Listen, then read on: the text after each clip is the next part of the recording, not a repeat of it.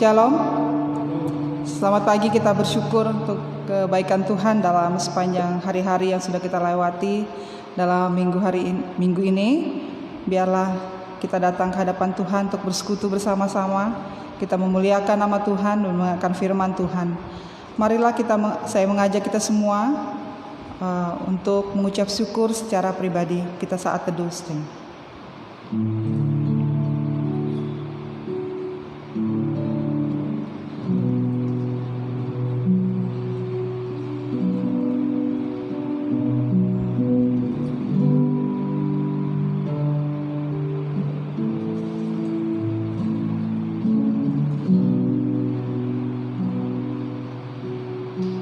Mazmur Daud. Bersorak-soraklah bagi Tuhan, hai seluruh bumi. Beribadahlah kepada Tuhan dengan sukacita. Datanglah ke hadapannya dengan sorak-sorai. Ketahuilah bahwa Tuhanlah Allah. Dialah yang menjadikan kita dan punya dialah kita, umatnya dan kawanan domba gembalaannya.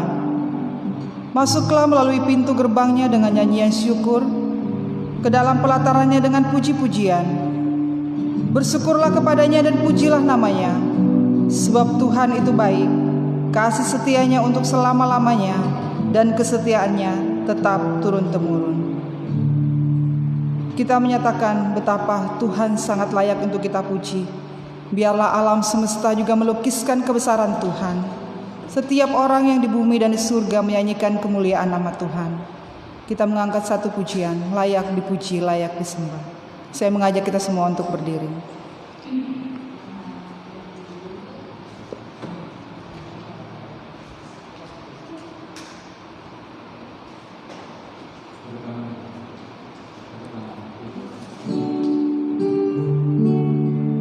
Alam semesta melukiskan kebesaran Tuhan. Bumi dan surga menyanyikan kemuliaan nama Tuhan.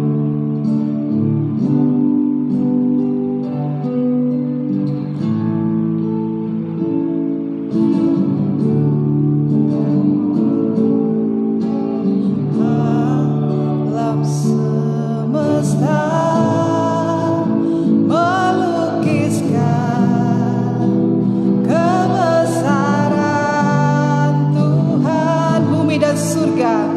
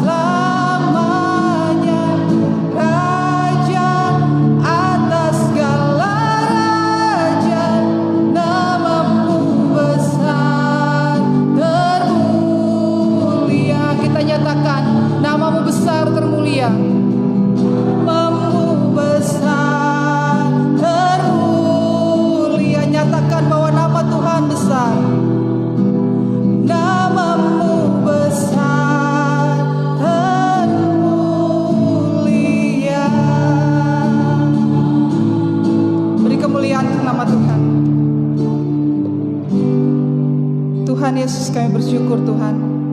Pada siang hari ini kami datang ke hadapan Tuhan, menyatakan bahwa Engkau besar ya Tuhan. Melukiskan betapa hati kami Tuhan mengucap syukur untuk kebaikan Tuhan dalam sepanjang hidup kami. Biarlah Tuhan, melalui ibadah kami pada hari ini Tuhan, kami memuji Engkau, menyatakan betapa Tuhan, mengucapkan syukur kami. Biarlah Tuhan ibadah kami mohon pertolongan Tuhan dari awal hingga berakhir. Dan setiap jemaat yang hadir maupun yang tidak hadir bersama-sama dengan kami. Ya Tuhan, Engkau menolong kami Tuhan dalam sepanjang hidup kami. Terpujilah Engkau Tuhan, inilah doa kami. Dalam nama Yesus kami ucap syukur. Amin. Silakan duduk. Kita akan menyanyikan satu pujian dalam kemenangan iman. Padaku tak diberikan dunia, tak dapat diambilnya pun. Meski susah tempuh, takutku tidaklah, karena damai Tuhanku turun. Damai yang diberinya, damai yang diberinya sangat besar. Damai yang jadi hati gemar. Tuhan beserta aku sepanjang jalanan. Yesuslah saja ku harapkan. Segenap alam sujud, segenap alam sujud sambil memuji-Hu.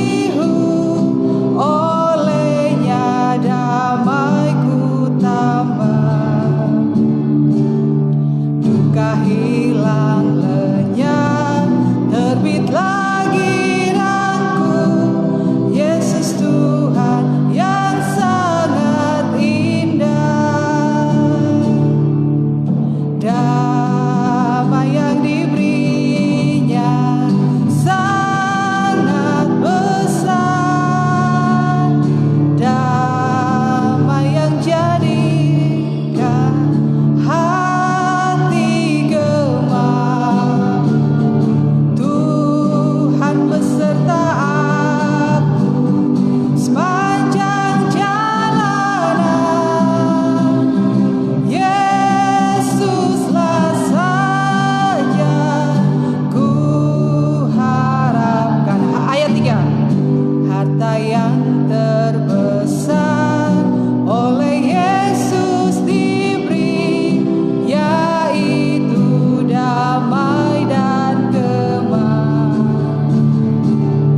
Ia datang segera, berkat-Nya tak terberi bagi yang percaya sebenar.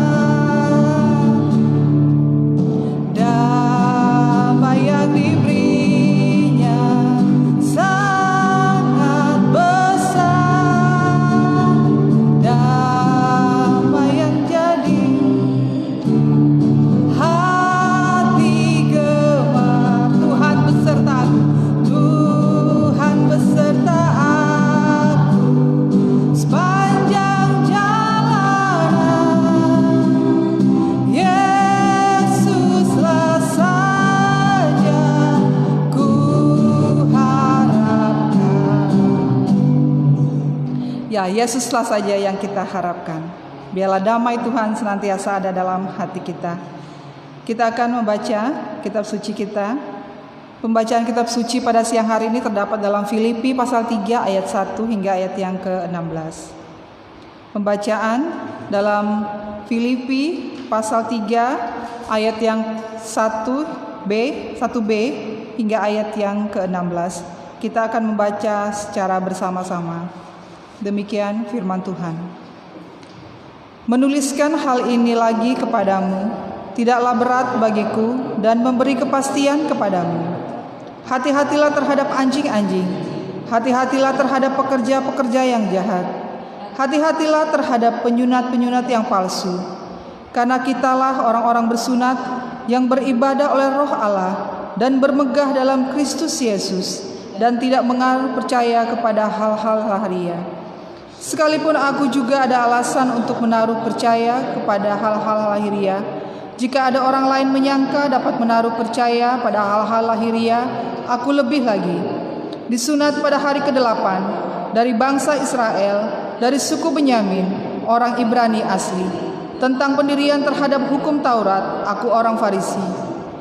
Tentang kegiatan aku penyanyi jemaat, tentang kebenaran dalam mentaati hukum Taurat, aku tidak bercacat.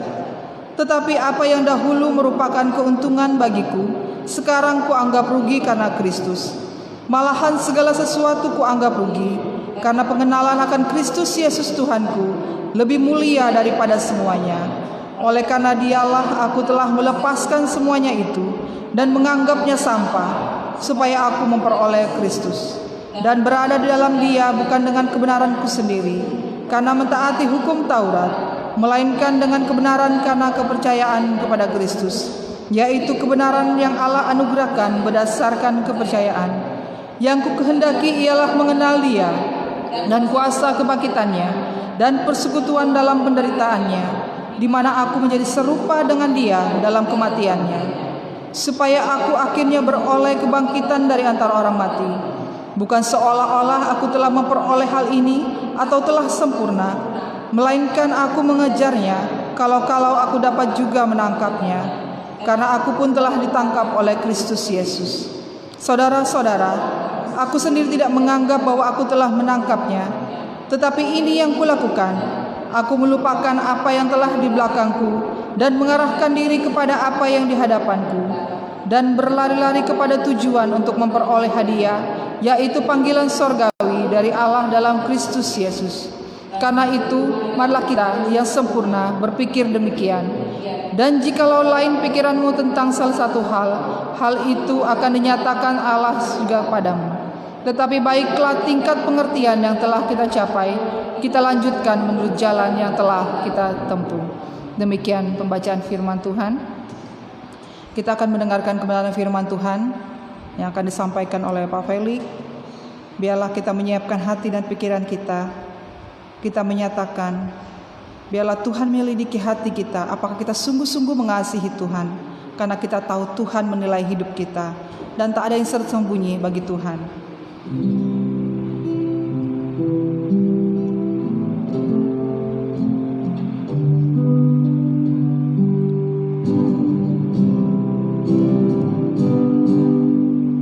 Selidiki aku, lihat hatiku, apakah ku sungguh mengasihimu, Yesus, Kau yang Maha Tahu dan menilai hidupku, tak ada yang tersembunyi bagimu. Selidiki aku ya Tuhan, selidiki aku, lihat hatiku, apakah ku sungguh mengasihimu, Yesus, Kau yang Maha Tahu dan menilai hidupku, tak ada yang tersembunyi bagimu. Telah kulihat kebaikan-Mu Tuhan, kebaikan-Mu yang tak pernah habis di hidupku. Ku berjuang sampai akhirnya Kau dapati aku tetap setia. Saya mengajak kita semua untuk berdiri. Selidiki aku, lihat hatiku, apakah ku sungguh mengasihimu, Yesus,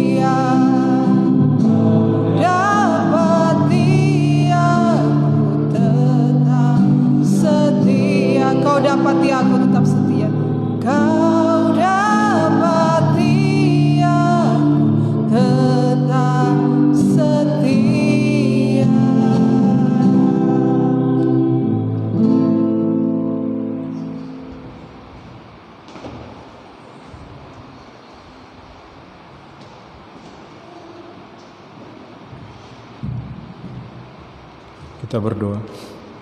Bapa, terima kasih untuk segala anugerah yang Kau berikan kepada kami. Hari ini kami ada, kami percaya semua karena kesempatan yang Tuhan berikan kepada kami. Terima kasih Tuhan. Boleh bersekutu bersama saudara seiman untuk menikmati kasih berkat Tuhan. Terima kasih. Waktunya kami akan mendengarkan pengajaran dari kitab suci. Tolong kami supaya kami boleh diberikan hikmat untuk boleh mengerti akan keajaiban firman dan kami boleh hidup di dalamnya. Tolong kami Tuhan. Di dalam nama Tuhan Yesus firman yang hidup. Amin. Silakan duduk. Shalom.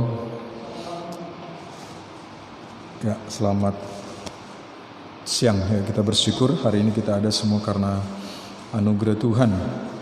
Tidak terasa kita sudah di penghujung bulan November ya. Tinggal sebulan lagi kita akan mengakhiri tahun 2020 dan memasuki 2021. Waktu terus berlalu dan terus berganti ya, sangat cepat sekali ya. Tidak terasa. Minggu depan sudah masuk bulan Desember dan kita tahu bulan Desember adalah bulan penuh sukacita, bulan penuh bahagia. Kenapa? Karena kita akan merayakan Natal, gitu ya. Nah, Natal itu identik dengan hadiah. Ya, saya nggak tahu di daerah sini seperti apa Natalnya, karena ini pertama kali kami merayakan Natal di tempat ini. Tahun lalu kami datang sudah selesai Natal, Januari ya kami datang. Seperti apa di tempat ini perayaan Natal saya nggak tahu. Tapi biasanya di gereja-gereja orang Kristen ketika Natal itu identik dengan hadiah. Itulah makanya kalau di dekorasi gereja itu ada hadiah-hadiah yang disediakan di depan. Ada kotak-kotak yang dibungkus indah dengan kain mengkilat yang sangat menarik ya. Nah, sehingga anak-anak kalau lihat itu hadiah ya, untuk siapa gitu ya. Nah, ketika dipegang itu kosong gitu ya. Kenapa? Ya, Natal itu identik dengan hadiah. Mengapa? Kita selalu mengidentikan Natal itu dengan dia. Walaupun mungkin ada di beberapa tempat, ada juga beberapa orang yang Natal dirayakan dengan sesederhana mungkin tanpa hadiah seperti kita. Tetapi yang saya tahu kebanyakan Natal itu tidak terlepas dari hadiah. Apalagi mau akhir tahun, tahun baru ya, biasanya karena itu satu rangkaian. Anak saya ingat betul Farli ya, ketika bagi-bagi hadiah, orang bagi hadiah, wah ini ketar-ketir kapan nama saya dipanggil gitu ya. Nah kalau anak-anak dalam suasana pembagian hadiah, kalau nggak dipanggil rasanya gimana ya? Kalau nggak dapat hadiah itu gimana? Nah apa yang kita persiapkan di Natal ini? Apa hadiah yang kita mau berikan di Natal ini? Apalagi kita ada acara tukar kado ya, tukar hadiah ya. Sudah siap semua hadiahnya? Belum ya? Sudah? Belum? Ada yang sudah, ada yang belum. Saya sudah, tapi belum datang. Semoga nggak telat di pengiriman. Kalau dia datang tibanya setelah hari H nih repot nanti ini. Jadi terpaksa cari hadiah di sini. Saya percaya setiap kita ketika menerima hadiah, kita pasti ingin menerima hadiah yang terbaik. Betul? Ada hadiah, ada orang yang ingin menerima hadiah yang tidak baik. Saya ingat cerita teman saya, Pak Frans ya, di Tarakan. Dia cerita suatu waktu di kampus di mana mereka tukar kado. Jadi ketika tukar kado, buka, ada satu orang ketika dia buka kado, dia nangis. Kenapa? Karena orang lain dapat hadiah yang istimewa, yang bagus-bagus. Dia dapat hadiah kulit pisang. Betapa kecewanya orang yang nerima itu. Dia nangis itu. Kok ada orang yang tega seperti itu? Nah, tapi itulah kejadiannya. Nah, Bapak Saudara, sekali lagi saya percaya kita pasti tidak ingin menerima hadiah yang buruk. Pertanyaannya, apakah juga kita ketika memberikan hadiah, kita memberikan yang terbaik? Tabiat kita manusia, kebanyakan kita mau menerima yang terbaik, tetapi mau memberi yang kurang baik. Nah, hari ini kita akan berbicara tentang hadiah yang mahal hadiah seperti apa hadiah yang mahal itu? Pembacaan tadi itu sungguh menarik sekali. Paulus menuliskan kepada jemaat yang di Filipi, ada satu bagian kehidupan masa lalu dari Paulus yang dia bangga-banggakan. Sesuatu yang dia bangga-banggakan pasti sesuatu yang istimewa, sesuatu yang sangat berharga dalam kehidupannya. Tetapi anehnya pada satu bagian Paulus bilang apa? Apa yang dulu merupakan sebuah keuntungan bagiku, sesuatu yang sangat berharga bagiku, sekarang kuanggap rugi. Bahkan kuanggap itu sebagai sampah. Loh, apa yang terjadi dengan Paulus? Kok sesuatu yang dulu dianggap sangat berharga, sangat berarti, sangat mahal, tiba-tiba kemudian dia katakan yang dulu dianggap sangat berharga itu menjadi sebuah kerugian, bahkan lebih buruk daripada itu sampah. Bapak saudara, ada ndak yang senang simpan-simpan sampah di rumah? Ya, kita kalau 2 hari ndak buang sampah, apalagi sudah penuh, aduh rasanya gimana? Ya, di depan itu ada sampah digantung. Kalau sudah 3 hari digantung situ ndak diangkut-angkut, wah kita sudah mulai ngomel. Kapan itu tukang sampah datang ambil ya? Kenapa? Karena kita tahu sampah itu sumber penyakit. Saya percaya sama juga dengan apa yang dalam kehidupan rohani yang dialami oleh Paulus. Ketika dia berkata itu sampah, itu bukan sekedar sesuatu jasmani, fisik, tetapi berbicara kepada hal rohani. Sesuatu yang dulu secara rohani dianggap sebagai sebuah keuntungan, tapi sekarang dianggap itu sebagai suatu sampah yang bisa merusak, merugikan dirinya. Mari kita lihat bersama. Apa itu? Ketika kita berbicara hadiah yang mahal, tentu saja memenuhi 3 kriteria ini. Apa? Hadiah yang mahal itu berbicara sesuatu yang memiliki maksud dan tujuan. Seberapa tinggi nilai sesuatu, tapi kalau itu tidak ada tujuan, tidak ada maksud, nilai daripada barang, daripada hadiah itu pasti akan merosot. Kenapa? Karena nggak punya tujuan, nggak ada artinya. Jadi hadiah yang mahal yang pertama dia harus memiliki maksud dan memiliki tujuan yang berarti. Kalau tidak, itu tidak akan berarti seberapapun besarnya harganya. Yang kedua, hadiah yang mahal itu berbicara ada usaha besar, bahkan pengorbanan di dalamnya. Walaupun kita terima secara gratis. Ada orang bilang di dunia ini tidak ada yang gratis, betul nggak? Betul ya? Tapi kami berapa kali menerima sesuatu yang gratis ya. Pergi ke warung, selesai makan, sudah nggak usah makan, nggak usah bayar. Kenapa? Ada yang sudah bayar. Kami nikmati itu gratis, tetapi ada orang lain yang berkorban membayarnya. Jadi sekali lagi Bapak Saudara, sebenarnya sesuatu yang kita terima dengan gratis, itu dibalik hal tersebut ada pengorbanan dari orang lain. Makanya satu bagian juga yang kita katakan hidup kekal surga diberikan Allah kepada kita sebagai hadiah cuma-cuma gratis. Betul, bagi kita itu gratis, tetapi ingat yang memberikan itu dengan apa? Pengorbanan yang sangat besar. Makanya sekali lagi saya mau katakan, di dunia ini sebenarnya tidak ada sesuatu yang gratis. Ingat, setiap kali kita menikmati sesuatu yang gratis, kita tidak mengeluarkan usaha jerih lelah. Ada pengorbanan, ada orang yang telah berkorban di balik hal yang kita nikmati tersebut. Ya. Yang ketiga, ingat, Allah tidak pernah memberikan kepada manusia sesuatu yang tidak ada artinya dan tidak berharga. Segala sesuatu yang datangnya dari atas, dari Allah, itu pasti sesuatu yang sangat berharga.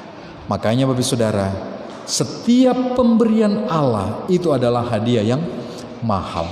Apa?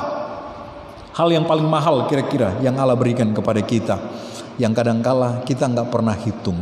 Kita pikir itu gratis. Tapi kalau ternyata kalau kita bayar, kita nggak akan sanggup. Apa itu? Nafas kehidupan. Bapak Saudara, pernah hitung enggak? Berapa nafas kehidupan? Ya, oksigen Selama ini kita nggak bayar. Tapi yang pernah diopname di rumah sakit, ya, yang khusus yang mengalami sesak napas, jantung, ketika pakai satu tabung itu, ya, saya punya pengalaman bersama dengan orang tua kekasih kami di Tarakan, gitu. Ketika sakit pakai tabung oksigen yang kecil itu mungkin 1 jam 2 jam itu habis. Itu harganya berapa? Itu 30.000 yang kecil. Kalau yang sedang gini yang ditabung itu harganya 120-150.000. Itu bisa dipakai 2-3 hari. Ya. Bayangkan 2-3 hari ya itu sudah paling murah. Cuma 100.000 itu enggak pakai terus ya, enggak pakai nonstop. Cuma ketika dia sesak dia pakai. Ya, 1-2 hari itu habis. Nah, ini ada hitung-hitungannya. 1 menit ya, rata-rata kita manusia dewasa itu menghirup udara 7-8 liter. Itu 1 menit ya. Dan yang kita hirup itu bukan oksigen murni, tidak. Ada nitrogen juga, ada beberapa zat yang tercampur di dalamnya ya. Oke, ini intinya. Kalau oksigen per hari itu kurang lebih berarti yang kita hirup itu 2000 liter. Kalau kita kalikan 1 liter 25.000 ya, maka kita akan dapat 1 hari berapa? 2000 kali 25.000 1 hari, kurang lebih 50 juta. 1 hari itu ya.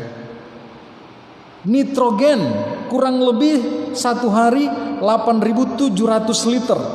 Kalau kita kalikan harga 1 liter nitrogen 9.950, maka kita akan dapat angka 86 juta sekian. Makanya Bapak Saudara, kalau kita mau total 1 hari, harga udara per hari yang kita nikmati itu berapa? 136.465.000. Jadi kalau 1 bulan ini 4 miliar lebih. Ya. Ada enggak orang yang kaya yang bisa membayar nafas kehidupan ini? Enggak ada. Jadi Bapak Saudara, siapapun kita, bahkan orang-orang yang tidak mengakui akan keberadaan Tuhan, ingat dia juga menikmati belas kasih dari Tuhan, menikmati hadiah yang Tuhan berikan yang sangat mahal, walaupun terkadang kita enggak hargai. Wah, kalau kita mau bayar itu kita kere gitu. Kan kere, kita pasti akan jadi budak ya. Ya, nggak mungkin kita sanggup ya. Nah, untuk itu yang perlu kita miliki supaya kita boleh menikmati hadiah yang mahal dan kita boleh memberikan hadiah yang terbaik bagi sesama adalah perubahan konsep nilai. Sama seperti Paulus tadi.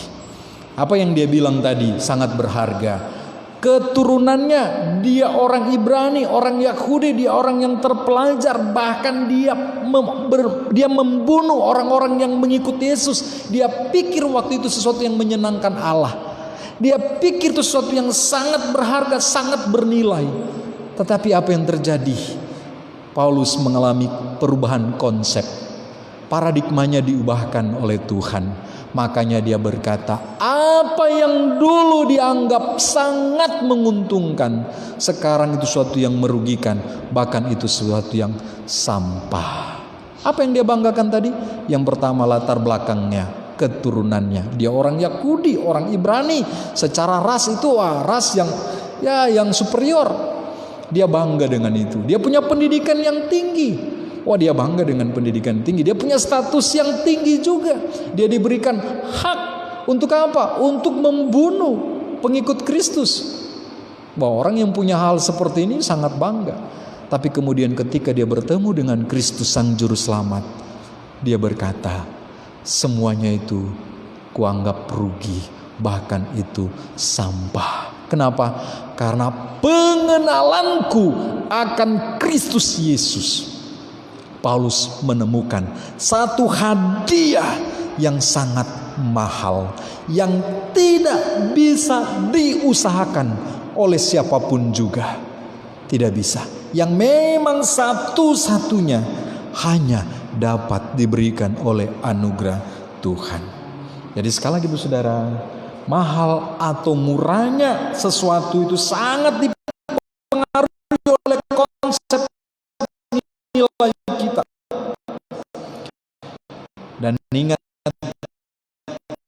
Konsep nilai Kristiani itu dibentuk dari apa? Pengetahuan kita, dan penyerahan diri kepada Tuhan. Untuk itu siapapun kita di dalam perjalanan hidup kita, kiranya kita boleh memiliki komitmen seperti Paulus. Apa dia katakan? Yang kaki ialah pengenalan akan Kristus. Dia ingin betul-betul mengenal Kristus yang adalah Tuhan dan Juru Selamat. Mengenal Dia dalam apa? Dalam kematian dan dalam kebangkitannya. Dalam kuasa kematian dan dalam kuasa kebangkitan. Jadi Paulus benar-benar ingin mengenal Yesus, sang hadiah termahal yang pernah dia terima secara utuh. Secara utuh apa? Bukan hanya kebangkitan, bukan hanya sesuatu yang menyenangkan, tetapi dia berkata kematian juga. Artinya apa? Penderitaan. Banyak orang yang kemudian pingin menikmati Kristus, tapi hanya pingin menikmati apanya? Kebahagiaan saja. Sedangkan kematian, penderitaan, dia tidak mau. Kalau hal tersebut kita alami, kita tidak akan mengalami pengenalan yang utuh tentang Kristus Yesus Tuhan. Ingat, perubahan konsep nilai Paulus ini yang dulu dianggap sangat berharga, dianggapnya sekarang tidak berharga lagi, bahkan dianggap sampah karena pengenalan akan Kristus Yesus. Ingat dalam Injil Lukas pasal 16 ayat 15. Sebab apa yang dikagumi manusia itu dibenci oleh Allah. Ya, hati-hati Bapak Saudara. Kita terkagum-kagum dengan apa yang dikagumi oleh dunia. Padahal hal tersebut kemudian dibenci oleh Allah. Maka kita berada dalam situasi yang sangat ironis. Ya. Makanya Bapak Saudara, hadiah yang mahal ini bukan berbicara tentang tampilan luar saja, tetapi apa makna yang terkandung di dalamnya. Selama kita tidak mengalami perubahan konsep nilai, maka sesuatu yang sangat mahal itu menjadi sesuatu yang tidak berarti. Saya ingat dengan kisah seorang janda miskin dan orang-orang kaya yang berada di bait Tuhan, bait suci, memberikan persembahan. Ketika beri persembahan, orang-orang memperhatikan. Janda miskin memberikan. Wah, uang yang ketika masuk dalam kantong, dalam kotak kayu itu mungkin gemerincing. Teng, teng, teng, teng, teng. Gitu ya, sangat. Misal mereka hitung, oh satu gitu ya. Orang kaya datang, kasih, wah banyak. Bung mungkin bunyinya ya. Dengan segala kebanggaannya. Tapi Tuhan Yesus bilang apa? Mana yang lebih bernilai? Janda yang miskin tadi. Bukan karena sedikit yang diberikan, bukan. Tetapi dia memberikan dengan segenap hatinya. Dia tahu apa makna dari pemberiannya, penyerahannya. Sedangkan orang kaya tadi memberikan dengan apa? Segala kesombongan, keangkuhannya. Sehingga ketika dia memberikan, dia nggak tahu maknanya untuk apa. Bapak Saudara, terkadang kita pun demikian. Ada orang ketika pegang uang 1 juta, pikir, wah untuk apa uang ini? Ya, nggak seberapa. Tapi ada orang nggak usah 1 juta, ketika dikasih 100.000, senengnya minta ampun. Kenapa? Karena dia tahu itu bisa menyambung kehidupannya selama 1 hari, bisa beli beras dan lain-lain. Itu konsep nilai. Ketika kita mengalami perubahan konsep nilai, kita akan melihat segala sesuatu dengan arti yang berbeda. Makanya Bapak Saudara, Yesus Kristus itu adalah hadiah yang termahal. Amin. Tidak ada yang bisa gantikan akan hadiah yang telah Allah berikan kepada kita. Selain nafas kehidupan. Ya, nafas kehidupan kita akan nikmati di dunia ini. Tetapi pada kekekalan nanti, orang yang tidak percaya kepada Kristus, dia akan mengalami kebinasaan kekal. Ini ayat yang saya percaya udah kita tahu semua, udah kita hafal. Yohanes 3 ayat 16. Ya, mari kita baca bersama. 2, 3. Karena begitu besar kasih Allah akan dunia ini, sehingga Ia telah mengaruniakan anaknya yang tunggal, supaya setiap orang yang percaya kepadanya tidak binasa, melainkan beroleh hidup yang kekal. Bapak Saudara, kata mengaruniakan itu sangat indah. Tetapi ingat, seseorang yang mengaruniakan anaknya itu sangat berat. Boleh bayangkan saya mau ngaruniakan anak saya, Jos Valerie, untuk Ibu Lydia atau untuk Ibu Elis ya. Untuk apa? Ya untuk menjadi korban. Begitu sakitnya hati saya. Tetapi Allah rela memberikan, mengaruniakan anaknya, memberi hadiah yang sangat mahal untuk kita. Supaya apa? Supaya kita tidak binasa. Artinya apa? Anaknya dikorbankan supaya kita diselamatkan. Kita yang bersalah, tapi anaknya yang menjadi korban. Waduh.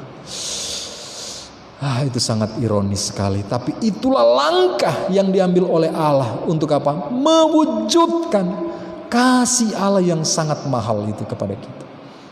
Supaya kita beroleh hadiah yang sangat mahal tersebut. Dan apa yang dilakukan oleh Yesus? Ini ayat yang saya senang sekali ya. Dalam Filipi pasal 2 6-11 kebagian. Yesus yang walaupun dalam rupa Allah tidak menganggap kesetaraan dengan Allah itu sebagai milik yang harus dipertahankan, melainkan telah mengosongkan dirinya sendiri dan mengambil rupa seorang hamba dan menjadi sama dengan manusia. Dan dalam keadaan sebagai manusia, ia telah merendahkan dirinya dan taat sampai mati, bahkan sampai mati di kayu salib. Bapak saudara ingat, setiap kali kita menikmati hadiah kita bersuka cita, kita senang. Tapi tolong ingat, ada orang yang mungkin ketika memberikan hadiah itu kepada kita, dia sampai mau mencucurkan darah air mata. Dia berusaha untuk memberikan sesuatu yang terbaik bagi kita supaya kita disenangkan. Terkadang kita ketika terima hadiah nggak pikir bagaimana orang yang berusaha cari hadiah itu seperti apa supaya kita nikmati. Ya, saya selalu ingatkan kepada anak-anak saya pun demikian. Ketika kita menerima sesuatu, ucapkan terima kasih. Kenapa? Karena terkadang anak-anak, apalagi anak-anak seperti ini, nggak ngerti kan, keterima-terima sesuatu hadiah, wah sudah senang sekali. Setelah itu apa? Mainan hadiah langsung rusak. Nggak tahu orang tua berusaha nabung berapa hari, bahkan mungkin berapa bulan untuk belikan hadiah tersebut. Kita anak-anak yang terima, asal main sudah rusak, sudah nggak dihargai lagi. Hadiah yang termahal Allah berikan kepada kita, apa itu? Pengorbanan Yesus Kristus, ya, dengan darah dan air mata, ya. Itu yang pertama. Yang kedua, hadiah yang termahal, apa itu? Kesempatan melayani Yesus Kristus merupakan hadiah yang mahal yang patut kita perjuangkan. Kok hadiah kita perjuangkan? Ya, Paulus bilang apa? Di dalam ayat 13-14. Saudara-saudara, aku sendiri tidak menganggap bahwa aku telah menangkapnya, tetapi ini yang kulakukan. Aku melupakan apa yang telah di belakangku dan mengarahkan diri kepada apa yang di hadapanku dan berlari-lari kepada tujuan untuk memperoleh hadiah, yaitu panggilan sorgawi dari Allah dalam Kristus Yesus. Bapak saudara, Allah yang maha kuasa mengambil resiko besar ketika apa? Dia mempercayakan tugas tanggung jawab menjadi saksinya bagi kita. Kenapa? Karena Allah tahu dan kita sendiri tahu siapa diri kita. Kita adalah orang-orang yang lemah, yang sebenarnya tidak layak untuk menjadi saksi, untuk menjadi wali, wakil Allah di dunia ini. Tetapi Allah mempercayakan tugas tersebut bagi kita. Maka yang perlu kita lakukan adalah terus berjuang. Lupakan apa yang ada di belakang kita. Berlari pada panggilan sorgawi. Supaya kita boleh memperoleh hadiah yang Allah percayakan kepada kita. Yang Allah sediakan bagi kita. Bapak saudara, ini sangat indah sekali. Kiranya dengan bagian ini, Natal ini, kita boleh mewarnai sukacita Natal dengan apa? Dengan kasih yang tulus kepada pemberian Allah bagi hidup kita dan kesempatan yang Tuhan berikan kepada kita untuk melayani Tuhan. Tuhan berikan kepada semua orang, tetapi banyak orang yang kemudian mengabaikannya. Ya. Untuk itu Bapak Saudara ingat, hadiah yang istimewa, yang mahal dari Allah, yaitu apa? Keselamatan melalui pengorbanan Yesus Kristus. Dan yang kedua, kesempatan untuk melayani Tuhan selama hidup kita. Maka hal yang sama, hadiah yang paling mahal yang bisa kita berikan kepada orang lain itu apa? Kasih Yesus Kristus. Bentuk apapun yang kita berikan, dasari pemberian kita dengan kasih kita kepada Yesus Kristus. Ketika kita memberi hadiah di Natal ini dengan didasari dengan kasih Kristus, maka saya percaya itu akan memberi dampak yang istimewa, dampak yang besar bagi orang yang menerima hadiah tersebut. Amin. Dasari dengan kasih Kristus. Apa yang kita melakukan ketika kita melayani Tuhan? Dasari pelayanan kita dengan apa? Kasih kepada Kristus. Karena itu hal yang termahal yang tak tergantikan dan tak terbandingkan dengan hal yang lain. Kiranya Tuhan memberkati kita menjalani hari-hari kehidupan kita, menyambut Natal sukacita dengan apa? Dengan hadiah yang termahal yang Tuhan sudah berikan kepada kita, sehingga kita juga mau rela di dalam sukacita belas kasih Tuhan, mau berbagi hadiah kepada orang-orang di sekitar kita dengan apa? Dasar kasih Kristus, ya. Contoh sederhana ya, mungkin kita cuman kasih ya satu bingkisan apa kecil, mungkin secara rupiah mungkin harganya sedikit, tetapi ketika dasar hati kita mau menyenangkan Tuhan, kita kasih dalam kasih Kristus. Saya bantu kamu untuk ini hadiah untuk kamu, saya merayakan sukacita Natal. Wah, itu akan sangat berarti. Jadi bukan nilai harganya, tapi nilai sentuhan di balik pemberian kita. Itu akan membuat orang tergerak hatinya, menikmati belas kasih Tuhan. Tuhan Yesus memberkati kita semua. Kita akan berdoa, bersyukur untuk firman Tuhan yang sudah kita baca, kita renungkan. Kita bersyukur juga untuk pimpinan penyertaan Tuhan bagi kita. Mari kita berdoa. Bapa yang baik, terima kasih. Bersyukur hari ini kami boleh membaca kitab suci. Kami boleh diingatkan bahwa hadiah yang termahal telah diberikan oleh Allah di dalam Kristus Yesus bagi kami. Terima kasih Tuhan, terima kasih. Mohon ampun Tuhan, kalau selama ini hadiah yang sangat mahal yang Tuhan berikan kepada kami melalui pengorbanan nyawa Yesus Kristus Tuhan kami seringkali mengabaikan, kami seringkali menyia-nyiakan Tuhan. Kesempatan untuk melayani Tuhan, kami juga terkadang menyia-nyiakan. Ampuni kami Tuhan, kasihani kami Tuhan. Kami bersyukur punya Allah yang penuh belas kasihan. Untuk itu biarlah dengan firman Tuhan ini boleh mengingatkan kami kembali, mewarnai, memaknai, merayakan Natal ini Tuhan. Kami boleh menikmati hadiah yang mahal itu, dan kami mau membagi hadiah Natal itu kepada orang lain dengan belas kasih Kristus, sehingga banyak orang boleh melihat dan boleh menikmati hadiah yang termahal dari Allah, sehingga boleh mengubahkan hidup mereka. Terima kasih Tuhan, berkati setiap jemaat Tuhan, baik yang hadir maupun yang tidak sempat hadir hari ini. Tuhan berkati yang hadir, Engkau berkati mereka di dalam usaha pekerjaan, pergumulan mereka pribadi maupun keluarga. Berkati Tuhan, Tuhan tolong, biarlah kasih kuasa Tuhan boleh dinyatakan dalam kehidupan mereka. Tahun ini Tuhan, perayaan Natal ini mereka boleh menikmati jawaban Tuhan atas segala pergumulan yang mereka gumulkan selama ini Tuhan, dalam nama Tuhan Yesus. Terima kasih Tuhan, terima kasih. Berkati usaha pekerjaan mereka. Mereka yang mungkin sakit, Tuhan tolong, biarlah mereka boleh mendapatkan kesembuhan, pemulihan untuk sakit penyakit mereka. Keluarga mereka terus dikuatkan, diberikan semangat sukacita di dalam mendampingi anggota keluarga mereka. Biaya yang diperlukan Tuhan tolong, biarlah itu boleh dicukupkan. Berdoa untuk pemerintah bangsa dan negara kami, Tuhan berkati. Biarlah pemerintah dan negara kami diberikan hikmat oleh Allah untuk menjalankan tugas pelayanan dengan baik Tuhan. Dan berdoa untuk beberapa tempat yang beberapa waktu ke depan ini, waktu dekat akan mengadakan pemilihan kepala daerah. Tuhan tolong baik pada tingkat provinsi maupun kabupaten. Tuhan berkati setiap calon yang maju mencalonkan diri, Tuhan berkati mereka, sehingga apapun hasilnya nanti mereka boleh menerima dengan baik. Dan setiap lapisan masyarakat pendukung yang ada, Tuhan juga berkati supaya mereka diberikan hikmat oleh Allah, sehingga pemilihan ini, pesta demokrasi ini boleh berjalan dengan baik. Kalau ada kuasa kegelapan yang ingin mengambil untung dalam suasana ini, tolak itu dalam nama Yesus. Terima kasih Tuhan, terima kasih.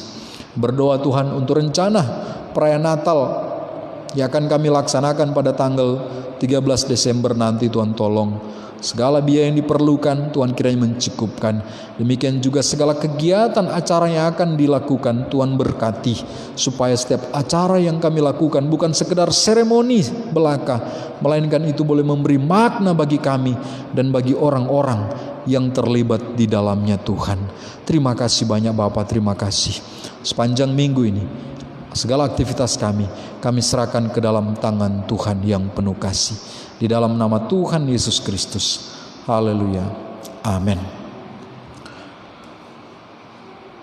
Oke, warta gereja bagi kita minggu depan kita akan ibadah dan kita akan melaksanakan perjamuan kudus ya. Minggu pertama kita akan melaksanakan perjamuan kudus. Saudara bisa mempersiapkan diri untuk pelayanan khusus dan lain-lain, bisa dikonsultasikan nanti, dikonfirmasi.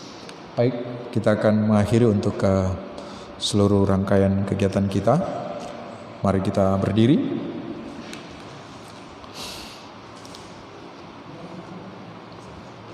Kita berdoa.